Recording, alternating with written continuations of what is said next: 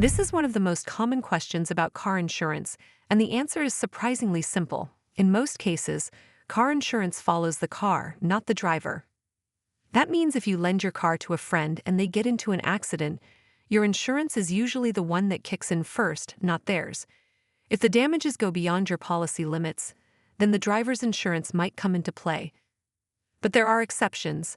Some policies have restrictions about who can drive your car, especially if they're not listed on your policy. And if you're renting or borrowing a car, the situation can get even more complicated depending on the policies involved. So what does this mean for you?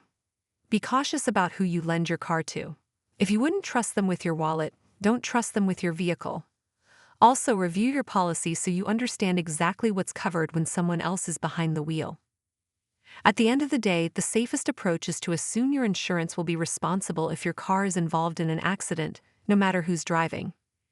Knowing that upfront can save you from a lot of unpleasant surprises later. Well, that's all for this video. I hope you found this video helpful.